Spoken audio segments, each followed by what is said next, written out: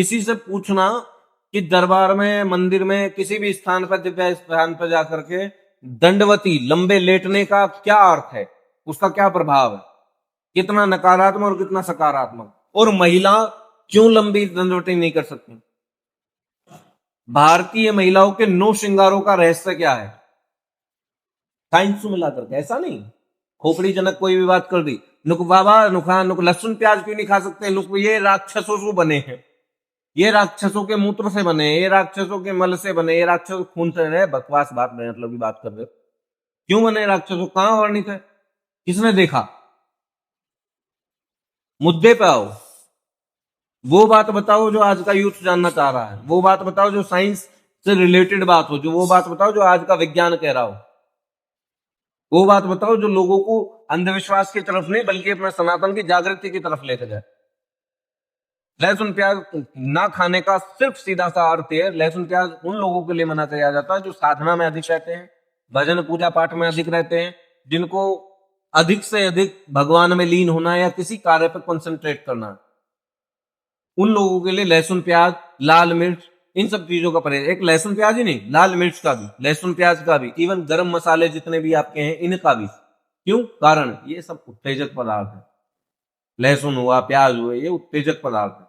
लाल मिर्च भी उत्तेजक पदार्थ। इनको खाने के बाद बीपी हाई मिलेगा, गुस्सा आएगा, उच्चाटन रहेगा, ध्यान नहीं लग सकता, कहीं किसी चीज पर कॉन्सेंट्रेट नहीं कर सकते, इरिटेशन जागृत होंगी, नहीं होंगी। जब किसी इंसान को पैरालाइज्ड हो जाता है तो डॉक्टर्स पता क्या कहते हैं? अगर वो रिकवर कर रहा होगा तो डॉक्टर्स कहेंगे कि इसको 2 लहसुन रोज सुबह भून करके खिलाना शुरू कर दो कच्चे। कहते हैं ना? क्यों? क्या तो ऐसी रही है जैसे यही सामने कही हो डॉक्टर, गर्दन बड़ी स्टाइल में हिलाई, हाँ मेरे सामने कही डॉक्टर, लेकिन हाँ बहना कहते हैं। क्यों? क्योंकि जो शरीर के एक हिस्से का रक्त संचार बिल्कुल शून्य पड़ गया है, हो ही नहीं रहा। कब हुआ? आप देखो पैरालाइज कब हुआ, यानी कि एक हिस्से में ब्लड सर्कुलेट होना बंद हो गया। अब ब्लड सर्कुलेट नहीं हो रहा तो उस हिस्से ने काम करना बंद कर दिया। अब उसका रिलेशन कहां से है? उसका रिलेशन है सुषुम्ना नाड़ी से। ये सुषुम्ना नाड़ी है।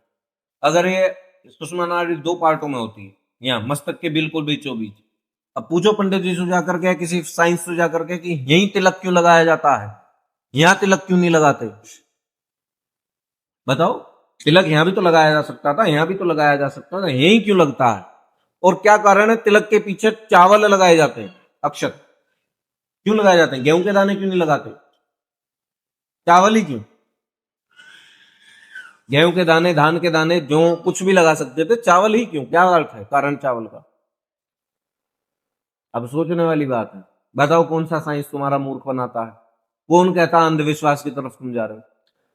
बल्कि तुम साइंस पढ़ के अंधविश्वास की तरफ जा रहे हो, ये मैं कह रहा हूं। और बताओ, एक पढ़ाकू आदमी बता दो जो अपने परिवार में अपने माँ बाप को छोड़ो, अपने समाज को सम्मानजनक दृष्टि से देखता हो। 4 किताबें पढ़ने के बाद मैं समझता मैं लेफ्टिनेंट बन गया। और एक अनपढ़ आदमी मैं बता दूंगा 4 चौकी जा करके सेवा करता हूं। एक अनपढ़ के घर में बता दो कौन सा माँ बाप भूखा मर रहा है, और एक पढ़े लिखे के घर में मैं बता दूंगा उसके कितने माँ बाप अनाथ आश्रमों में पड़े हो जाकर। किताबी ज्ञान सब कुछ नहीं है, संस्कार महत्वशाली है, और संस्कार परिवार से मिलते हैं। एक कबूतर हुआ, बगुला हुआ, जितने जीव जंतु पक्षी हुए ना, ये किसी स्कूल कॉलेज में अपने बच्चों को नहीं भेजते, किसी इंस्टीट्यूट को ज्वाइन नहीं करवाते, बेटा तू बीटेक कर ले, तू घोंसला बनाना सीख लेगा, वहां जाके इंजीनियर बन जा। नहीं, वो हर प्रकार की शिक्षा खुद देते हैं, हर प्रकार की, बैठने से लेकर उड़ने तक, उड़ने से लेकर के दाना खाने तक, दाना खाने से लेकर के घोंसला बनाने तक, फुल ट्रेनिंग खुद देंगे जाकर। और जब वो कैपेबल हो जाएगा तो लगेगा कि हाँ आज हमारा बच्चा बिल्कुल अब है, उड़ने लायक है, कहीं भी जा सकता, आ सकता, घोंसला बना सकता, चोंच मार के सबसे पहले घर से बाहर कर देंगे खुद, और अगले बच्चे की तैयारी में लग जाए। ये प्रकृति। और तुम पैदा हुए तो केयर टेकर लगा दी। ये कौन है? ये हमारे बच्चे को संभालती। माँ बैठ गई, तुम क्या करती हो? गुरुजी मैं तो काम में रहती हूँ, ऑफिस जाना होता है। अच्छा, बच्चे को दूध? मेरे को तो आता ही नहीं गुरुजी, मशीनें ला रखी है, थोड़ा बहुत निकल आता ठीक, नहीं तो ऊपर पाउडर का पिलवा रहे। तुम टिक्की चाउमीन मोमोज खाओगे और दुनिया भर की कोल्ड ड्रिंक फलाना ढिमकाना पियोगे तो तुम्हारा कहां से दूध उतरेंगे? बताओ क्यों? 70% सिजेरियन हो रहे हैं, 70% सिजेरियन हो गए। उसके बाद कह रहे हैं हमारा शरीर फूलता जा रहा है, अब हम जिम ज्वाइन करेंगे। जिम ज्वाइन कर रहे हैं, वहां जाकर के उल्टी सीधी एक्सरसाइज कर रहे हैं, तो वहां जाकर के एक नए नियम, बोले क्या, बोले कपड़े जिम के अनुसार पहनने होंगे। कैसे? बिल्कुल बिल्कुल सटे हुए, जिसमें टंग की नस भी दिख जाए ना। अब उन प्रभावशाली कपड़ों को देख करके फिर 4 लोंडा और खड़े हो जाएंगे, फिर वे नैन में टक्का करेंगे। नैन में टक्का करेंगे, किसी एक के साथ कांटा भिड़ना जरूरी है। टांका भिड़ते के साथ पति का महत्व खत्म, उसका महत्व शुरू। फिर कुछ दिन बाद आकर के घर में जैसी स्थिति बनेगी, नीला ड्रम तैयार। अरे सबसे बड़ी बात छोड़ो, अभी कुछ दिन पहले एक घटना अभी मैंने तो देखी, एक महिला का चक्कर अपने घर में पंखा ठीक करने वाले सु, और पंखा ठीक करने वाले सु चक्कर होने के बाद जब पति को पता लगा, तो दोनों ने मिलकर के पति की हत्या कर दी। अब तुम कह रहे होगे कि ये तो आम बात है जी, सारी अब आजकल ऐसी कहानी ज्यादा चल रही है। समस्या वो नहीं है पति की हत्या कर दी या उससे उसका अफेयर होगा, समस्या है कि पति मारा किस चीज को, सोचने वाली बात है। भाई साहब क्या कहते हो, साड़ी के अंदर पहनते नीचे क्या कहते हैं बाहर? अरे साड़ी के नीचे पहनती है ना महिलाएं, हाँ पेटीकोट, उसके नाड़ेसू, अपने पेटीकोट के नाड़ेसू पति का गला घोट के मार दिया। मैं ये सोच रहा हूं कि जब ये कोर्ट में जाएंगे, जज साहब कहेंगे कि मर्डर वेपन कहां है, तो क्या निकाल करके बोले साहब ये रहा मर्डर वेपन। तो देखो, चक्कर में आओ विनोद भैया, चक्कर में न चढ़ियो, महिला है, स्त्री है, कुछ भी कर सकती है। नो मत सोचियो खुरपिया फावड़ी बंदूक गमछा कुछ लेकर के आएगी वो, उसके लिए छोटी सी डोरी भी काफी है। तो मुद्दे की बात यह है, कहीं जाओ आप किसी भी नियम को अंधविश्वास, अब हाँ अंधविश्वास है, क्या है अंधविश्वास? गुरुजी मेरा काम नहीं चल रहा, जा नींबू काट के चौराहे पर धर देना। गुरुजी हमारे घर में तो कलेश बहुत रहता है, एक नारियल घुमा करके जा शमशान में रखाना। गुरुजी हमारे घर में बीमारी ज्यादा रहे, एक मुर्गा बकरा काट करके शमशान में रखवा देना। एक बहुत बड़े महंत महात्मा है, मैं नाम नहीं लूंगा किसी का भी, अभी उन्होंने 2 दिन पहले एक बात कही, किसी ने पूछा उनको जाकर के कि बलि प्रथा, उन्होंने कहा ये तो अनादिकाल से चली आ रही है। बाबा काली ने भी बलि ली थी, बाबा उन्होंने बलि असुरों की ली, उन्होंने राक्षस मार करके उनके मुंडन करके, मुंड काट करके, मतलब नरमुंडों की माला कहते हैं ना, सर काट करके अपने गले में लटकाए, ताकि वो प्रेरित कर सकें और असुरों को कि तुम्हारा भी यही हाल होने वाला है।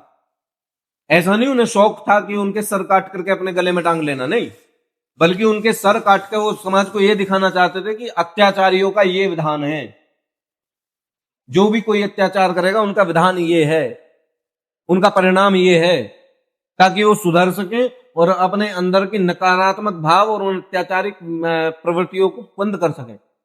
वो कोई शौक में, कोई म्यूजियम में नहीं जा रही थी, मॉल में शॉपिंग करने नहीं जा रही थी कि एक मंगलसूत्र और टांग लिया, नहीं। तो उन्होंने असुरों की हत्या करके बलि ली, और रक्त पीना उनकी मजबूरी बनी, क्योंकि रक्त बीज को वो वरदान था कि उसका कहीं भी अगर रक्त का अंश भी भूमि पर गिरा तो इतने ही रक्त बीज खड़े हो जाएंगे, तो रक्त पीना उनकी मजबूरी बनी ना। बकरे ने कौन सा असुरी पे दिक्कत कर रखी बताओ? बकरा ने किसके साथ बलात्कार करा, किसके घर में चोरी करी, किसकी घरवाली को जाकर के विधवा बना के आया, बताओ? मुर्गा बकरा भैंस, इनका क्या दोष है, तुम इनको काट रहे हो, मार रहे हो? अगर तुम्हारी क्षमता है तो देश में हजारों रेपिस्ट बैठे हुए हैं,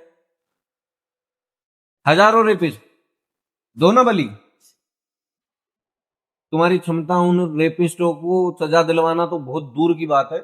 मैंने एक छोटी सी आपसे 1 साल पहले एक बात कही थी, जिन लोगों के घर में बहन बेटियां हैं, और जैसे ही आपकी बिटिया 15 साल की होती है, या आपको लगता है कि हाँ अब खतरे में हो सकती है, या सुरक्षा की दृष्टि के लिए जरूरी है, मैं तो कहता हूं हर आदमी जिसके घर में बेटी है, हर आदमी एक लेटर लिखे मुख्यमंत्री को, डिस्ट्रिक्ट मजिस्ट्रेट को, कि जी मेरे घर में बेटी है, मुझे एक बंदूक और उसका लाइसेंस चाहिए। अपनी बिटिया के नाम से एक गाड़ी मत खरीदो, प्लॉट फ्लैट मत खरीदो, बिल्कुल मत खरीदो, और आ जाएंगे। बिटिया कामयाब होगी, अपने आप खरीद ली। अगर आपको कुछ खरीदना है तो एक बंदूक लो, खरीद करके बिटिया को दो, और डिस्ट्रिक्ट मजिस्ट्रेट को लेटर लिख करके दो, मुख्यमंत्री को लेटर लिख करके दो, साहब मेरे घर में एक बिटिया है, मैं एक किशोर अवस्था में है, और समाज में कुछ नकारात्मक प्रवृत्ति के लोग ऐसे घूम रहे हैं जिनसे मेरी बेटी को, उसके शरीर को, उसकी प्रतिष्ठा को, यहां तक कि उसकी इज्जत को खतरा है। मैं मांग करता हूं अपनी बेटी के लिए शस्त्र की। बेटिया के नाम से लगवाओ, बनवाओ अपना लाइसेंस, अपने नाम से बनवाओ, नॉमिनी बिटिया को बनवा लो और दो उसके हाथ में, जा बेटा लेकर के। और जब तेरे ऊपर किसी प्रकार की ऐसी स्थिति आए, खोपड़ी खोल दे, कोई दिक्कत वाली बात नहीं, और जाकर के थाने में खड़ी हो जा, सरेंडर हो जा। 5 साल 10 साल सजा काटेगी, कोई आपत्ति नहीं, कम से कम इज्जतदार रहेगी, चरित्र बचा रहेगा, और चरित्र का बचना अति अनिवार्य है। चरित्र खराब हुआ, दुनिया मीडिया में तमाशा बनाने के अलावा तुम्हारा कुछ नहीं करता, और वो तमाशा मात्र 1 महीना 15 दिन 20 दिन चलेगा, जिस दिन दूसरी घटना हो जाएगी सब भूल जाएंगे। वो 15 दिन का ही खेल होता, कोई मोमबत्ती लेकर के घूम रहा, कोई बैनर पोस्टर उठा रहा, कहीं मीडिया कवरेज करे, 15 दिन बाद किसको कोई घंटा फर्क नहीं पड़ता। आज कई कई साल हो गए कोर्टों में मैटर चल रहे हैं, किसी को घंटा फर्क नहीं पड़ रहा कि कोर्ट में क्या सुनवाई हुई क्या ना हुई।